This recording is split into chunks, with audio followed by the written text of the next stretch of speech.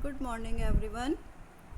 I Rachna Kataria, PGT Physics Kendriya Vidyalaya number 2, DMW Patiala is going to present class 11th chapter 9 mechanical properties of solids.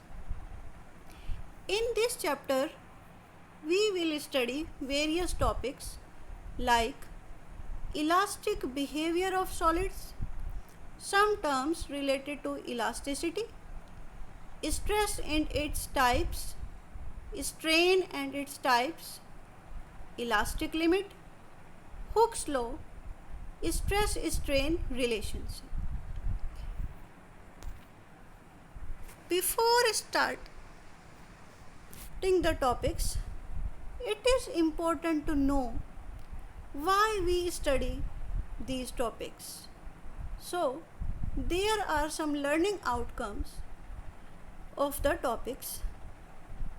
After the study of various topics, the students will be able to understand stress and strain, define stress and strain, enlist the types of stress and strain, draw stress strain curve of a wire, classify the materials on the basis of stress strain curve, and apply the knowledge in everyday life like construction of bridges, building, etc.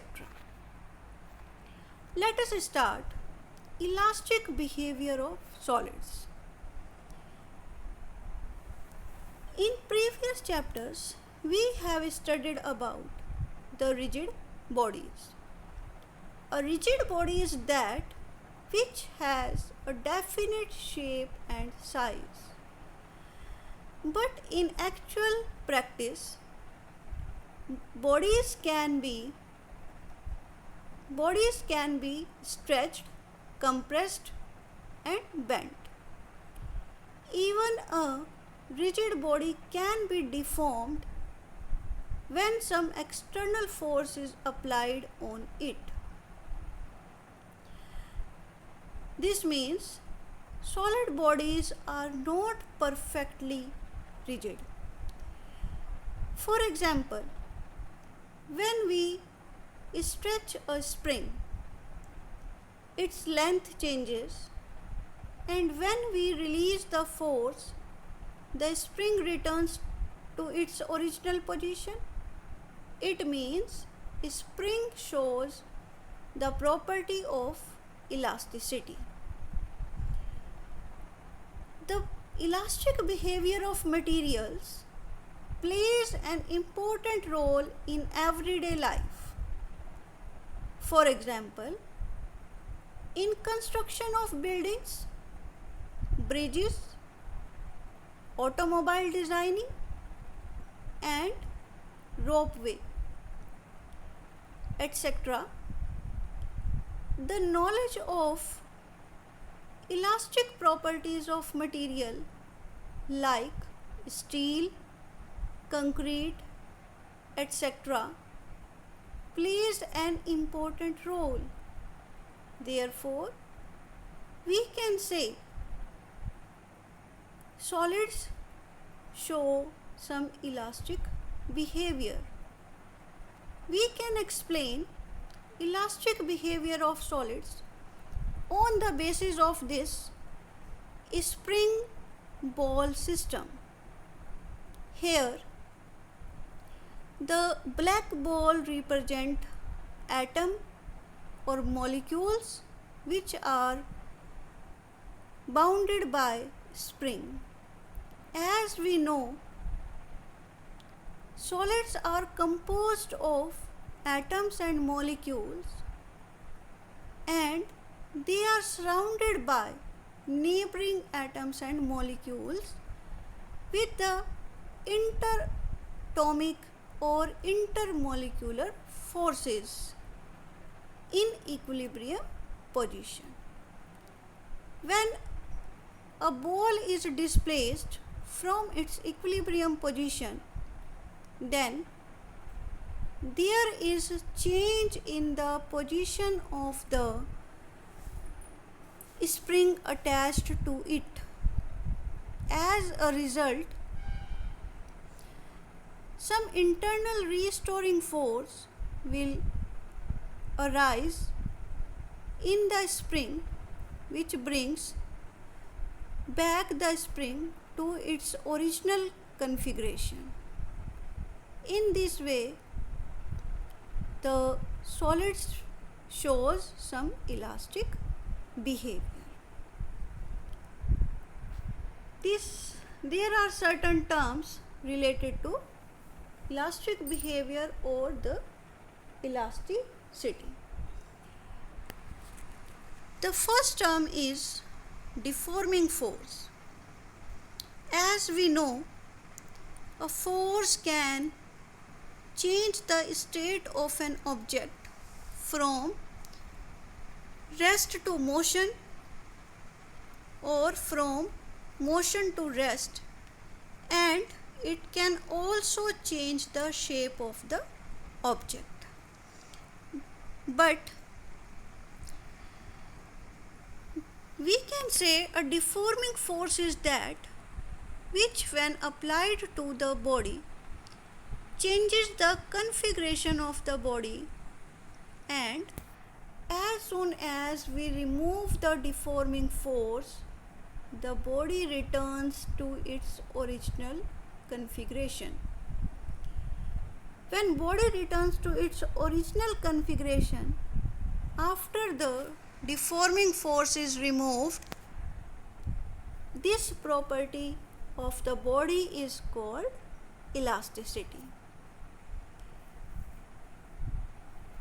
There are certain bodies which immediately and completely regains its original configuration, immediately and completely. After the removal of deforming force, these bodies are known as perfectly elastic body. For example, quartz and phosphor bronze. There are some bodies which do not regain its original configuration after the removal of deforming force. These type of bodies are known as perfectly plastic body. For example, putty, mud and paraffin wax, etc. Next topic is stress. When some deforming force is applied on the body, there is some internal restoring force acting per unit area, which brings back the body to its original configuration. Then this internal restoring force per unit area is called stress. Mathematically, stress is equal to force upon area. Unit of stress. In SI system, unit of stress is Newton per meter square or Pascal. In CGS system, unit of stress is dyne per centimeter square. Here, a question arises in our mind: what is the difference between stress and pressure? Because both have the same formula, force upon area. We can easily answer this question. Pressure is external force per unit area and stress is internal force per unit area. In everyday life, we feel pressure externally, and as a result,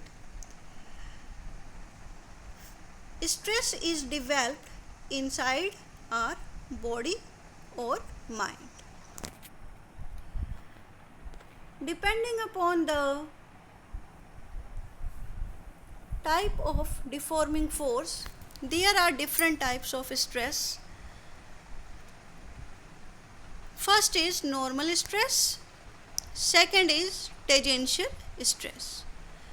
Normal stress is further subdivided into longitudinal stress and hydraulic stress, and longitudinal stress is also of two types, that is tensile stress and compressive stress. Let us discuss them one by one. Type of stress. First is normal stress. As the name indicates, here deforming force is acting normally to the surface. Types of normal stress. From the figure, we have seen that force is applied normally to the surface in outward direction. Then there is increase in the length of the wire only. Then this is known as tensile stress. Second type is compressive stress. As the name indicates, this type of stress occurs due to compression. From the figure, we see that if we compress the body or compress the wire, then there is decrease in the length of the wire. Then this is known as compressive stress. Tensile or compressive stress, both are known as longitudinal stress. Third type is hydraulic stress. In this case, there is change in volume, but there is no change in the shape of the object.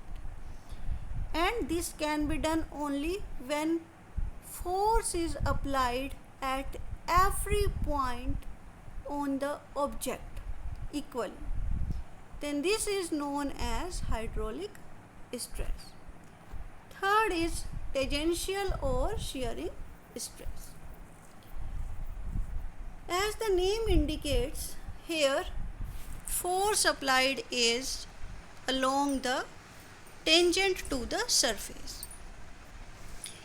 Consider a cubical body whose lower face is fixed, and when deforming force is applied tangentially on the upper surface, then the shape of the body gets distorted.